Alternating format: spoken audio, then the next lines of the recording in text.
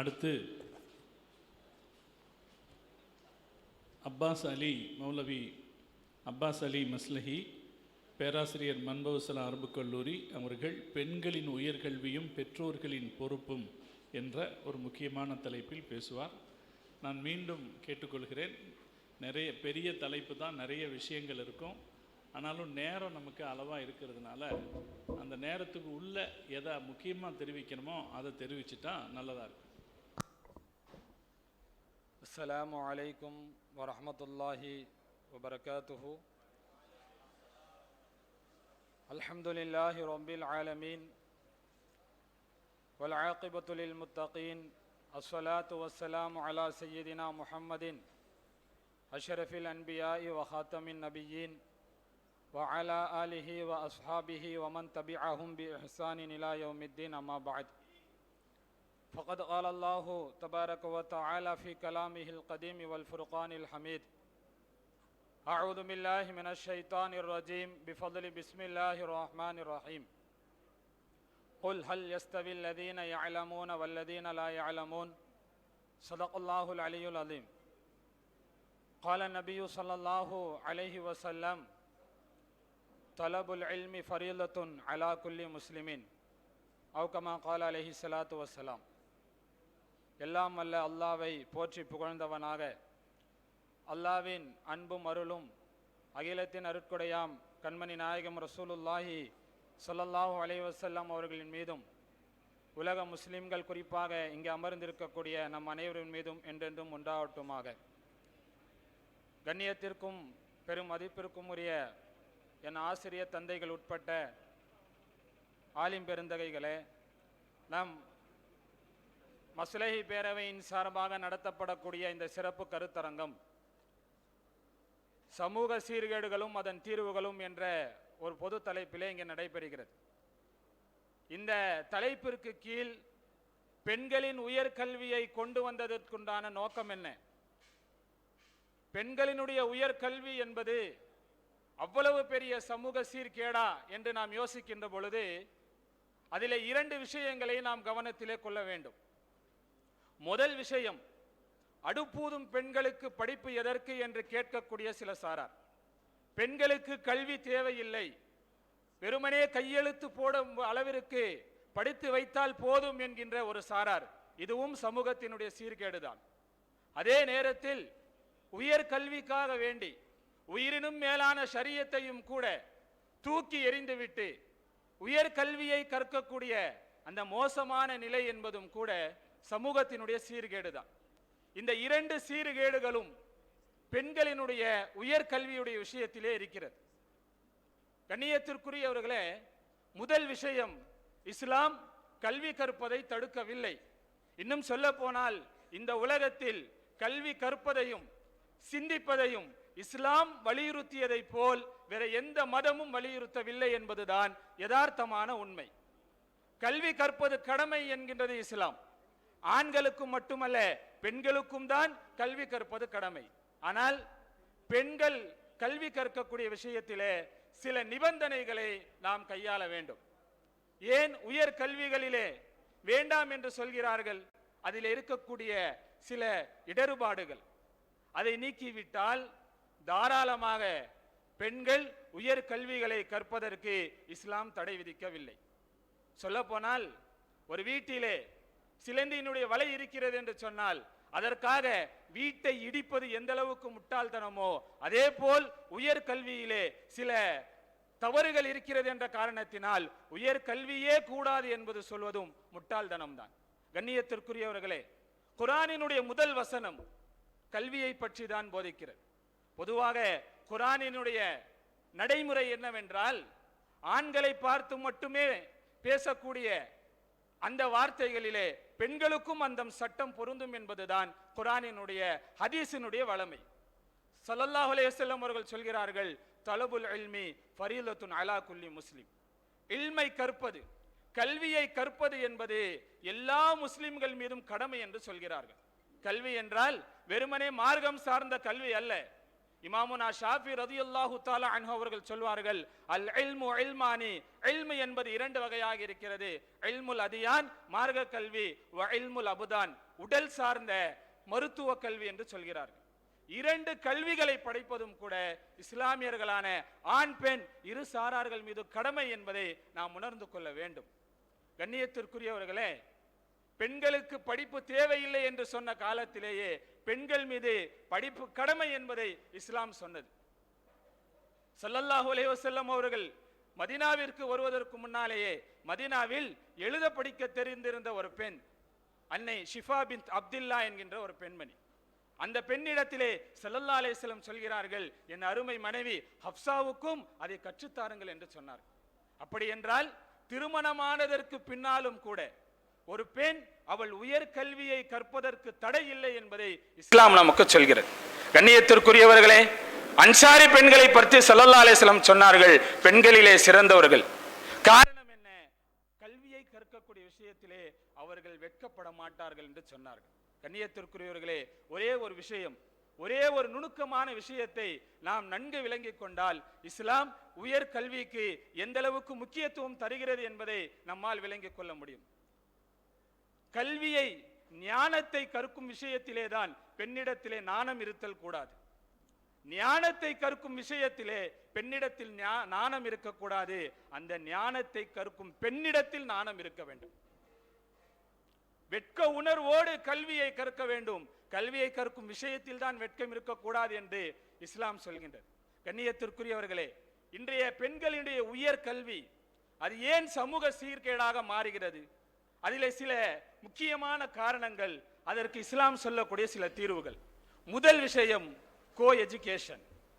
ஆணும் பெண்ணும் சமமாக அமர்ந்து படிக்கக்கூடிய அந்த கல்வியை இஸ்லாம் வன்மையாக கண்டிக்கிறது. சொல்ல போனால் ஒரு வயது வந்து விட்டால் ஒரே கருவறையில் இருந்து ஒரே தாயின் வயிற்றில் இருந்து பிறந்த சகோதரனை விட்டும் இஸ்லாம் பெண்ணை பிரித்து வைக்கிறது.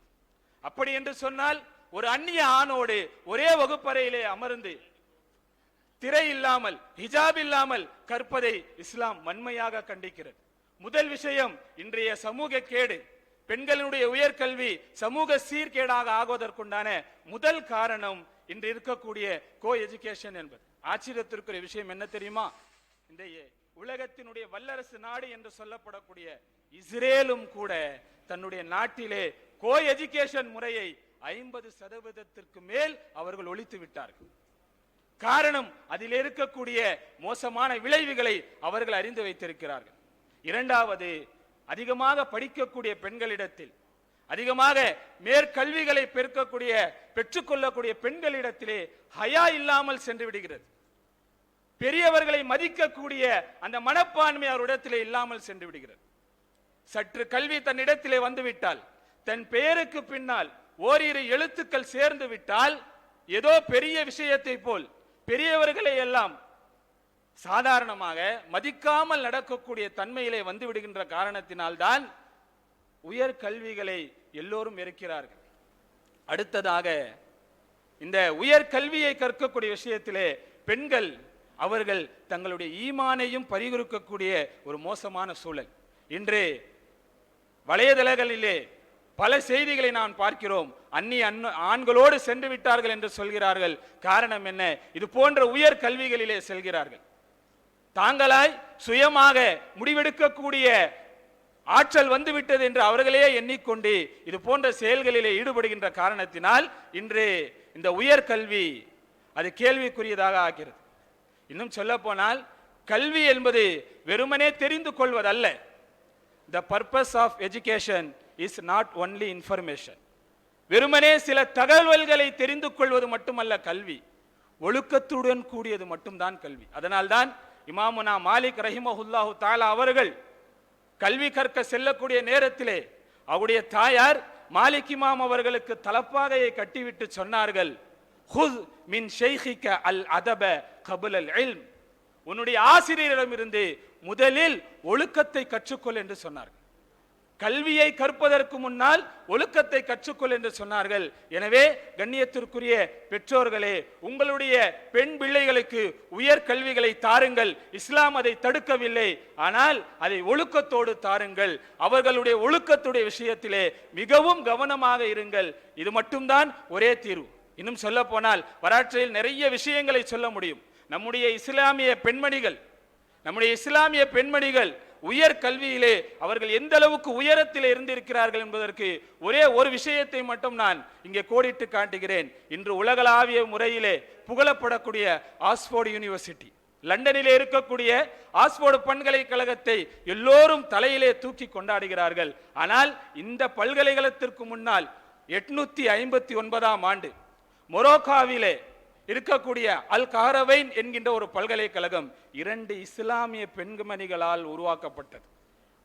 முதலில் சான்றிதழோடு பட்டங்களை தரக்கூடிய பல்கலைக்கழகம் மொரோக்காவிலே ஃபாத்திமா பின்த் முஹம்மத் அல் ஃபிஹ்ரியா என்ற பெண்மணி, அவருடைய சகோதரி மரியம் என்ற 2 பெண்மணிகளின் மூலமாக ஒரு பல்கலைக்கழகம் உருவாக்கப்பட்டது என்றால் நம்முடைய முன்னோர்கள் எந்த அளவுக்கு இருந்திருக்கிறார்கள் என்பதை நாம் கவனத்திலே கொள்ள வேண்டும். கடைசியாக ஒரே ஒரு விஷயத்தை மட்டும் நான் இங்கே நினைவு கூறி ஆசைப்படுகிறேன். ஸல்லல்லாஹு அலைஹி வஸல்லம் அவர்கள் ஒரு பயணத்திலே ஒரு நபித்தோழரை பார்த்து சொன்னார்கள், ருவைத கையா அஞ்சஷா சௌகக பில் கவாரிர் என்றார்கள். இதைத்தான் நாமும் பெற்றோர்களிடத்திலே சொல்கிறோம். அவர்கள் எல்லாம் கண்ணாடி குவளைகள், அவர்களை உடைத்து விடாதீர்கள் என்பதை சொல்லி எனக்கு வாய்ப்பளித்த தாய் சபையான மஸ்லை பேரவைக்கு நன்றி கூறி விடைபெறுகிறேன்.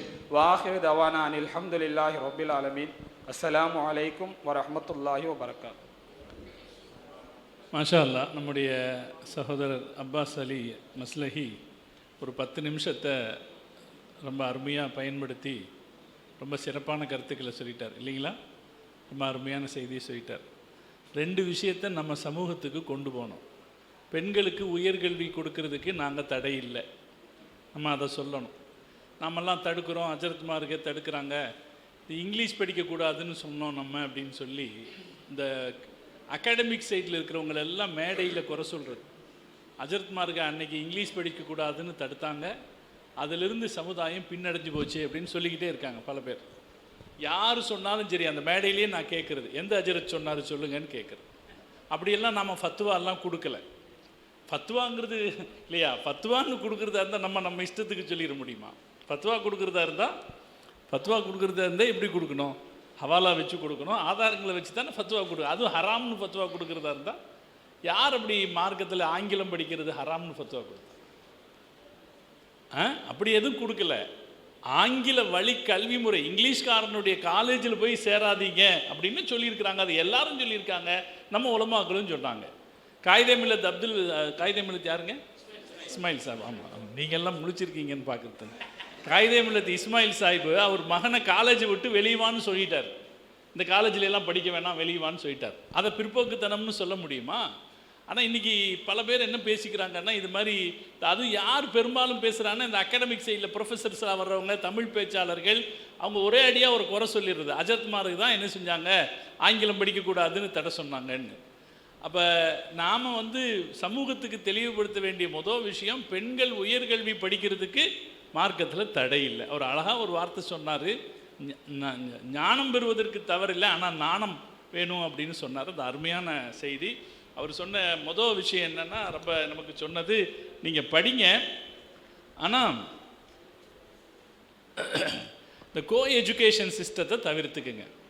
இதை நாம் வலியுறுத்தணும். இன்றைக்கி உங்கள் பெண் குழந்தைங்களை படிக்க சேர்க்கும்போது எல்கேஜியிலிருந்து, ஏன்னா எல்கேஜியிலேருந்து பிரச்சனை ஆரம்பிச்சிருது. அதனால் நம்ம சமூகத்துக்கு சொல்ல வேண்டியது, ஆரம்பத்திலிருந்தே உங்கள் பெண் குழந்தைகளை பெண்கள் ஸ்கூலில், பெண்கள் காலேஜில் சேர்க்க முயற்சி பண்ணுங்கள். பாதுகாக்கிறதுக்கு ஒரு முதல் படி அதை முயற்சி பண்ணுங்கள் அப்படின்னு சொல்லி கொடுத்தாரு. இதை நாம் எல்லாம் கொண்டு போய் சேர்க்கலாம். அதே போல் இன்னொரு விஷயமும் சொன்னார், என்னென்னா மரியாதையை ஆரம்பத்திலேருந்து கற்றுக் கொடுங்க. தாய் தகப்பனை மதிக்கிறது, சொந்தக்காரங்களை மதிக்கிறது, அறிவை மதிக்கிறது அப்படிங்கிறத கற்றுக் கொடுங்க. ஆரம்பத்திலேருந்து இது கற்றுக் கொடுக்கப்பட்டால் தான் பிற்காலத்தில் அது தீனை மதிக்க தெரியும். இல்லைன்னா அது தீனை மதிக்காமல் போய்டும். 2 விஷயம் சொன்னார். ரொம்ப நல்ல விஷயம் தானே. நாமளும் கூட நம்ம பின்னாடி போய் சமூகத்துக்கு சொல்லும்போது இந்த 2 செய்திகள் எடுத்து